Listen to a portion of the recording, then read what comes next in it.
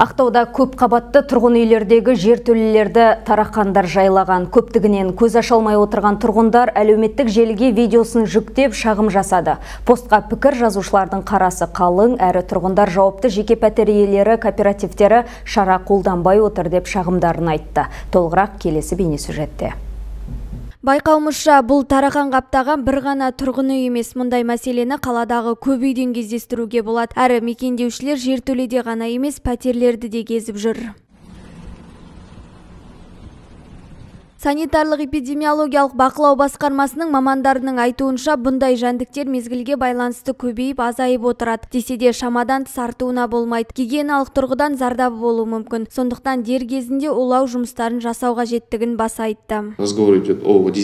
Шамадан тыс көбейген жәндіктерден арылу үшін уақытылы дезинсекция жұмыстары жүргізілуі қажет. Басты назарда тұрғындардың қауіпсіздігі. Дезинсекцияны тұрғындарға өз бетінше жасауына болмайды. Онда қолданылатын құралдар мен қосындылар адам өміріне зиянсыз болуы қажет. Сондықтан мұндайда кәсіби мамандардың көмегіне жүгінген абзал. Бүгінде қаламызда тұрғындар арасында өздігінен дезинсекция жасаймын деп уланып қалу фактілері жиілеп кетті. Ал 12-ші шағын ауданның тұрғындары үйлерінен тышқан ұстап алған, әрі олар көбейіп бара жатыр. Жеке пәтер иелері кооперативінен қайыр жоқ деген сыңайда Лада сайтына шағым жасаған. Тұрғындар мұндай зиянкестер үйдің айналасында өріп жүр дейді. Қаламқас Аманқосова, Мұқағали Нұрдәулет, Бекарыс Сағындықов, Ақтау Ньюс.